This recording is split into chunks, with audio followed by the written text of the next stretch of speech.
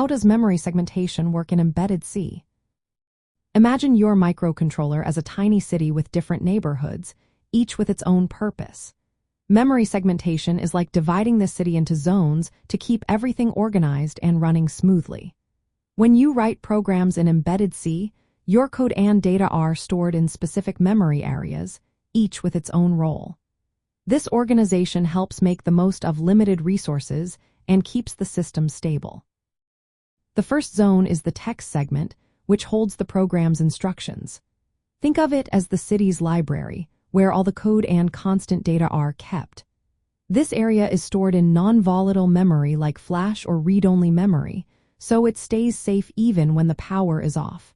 Since it's read-only during execution, it prevents accidental changes to the program code. Next is the data segment. This zone contains global and static variables that are initialized before the program runs. It's like the city's storage unit's 4 important items. Variables with assigned values are stored here, and in embedded systems, this data is usually loaded into random access memory at startup. If a variable is declared as constant, it's stored in a read-only part of the data segment. Then there's the BSS segment, which holds uninitialized global and static variables.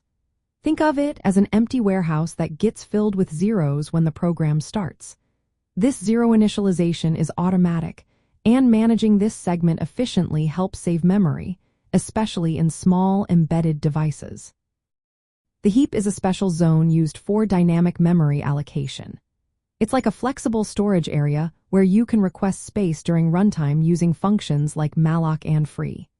In embedded systems, the heap is often kept small or avoided altogether because it can cause fragmentation and unpredictable behavior, but it's still useful for certain applications. The stack is another critical zone. It's like a stack of plates that grows and shrinks as functions are called and returned. Local variables, function parameters, and return addresses are stored here.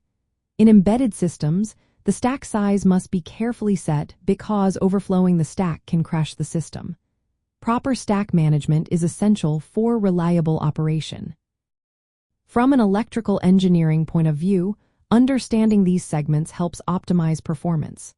For example, placing time-sensitive code in the text segment stored in fast flash memory ensures quick execution. Properly allocating variables in data and BSS segments helps conserve RAM, which is often limited in embedded devices.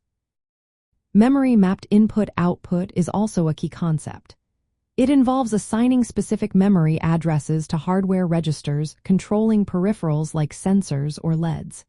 In embedded C, you access these registers through pointers pointing to fixed addresses, giving you direct control over hardware components.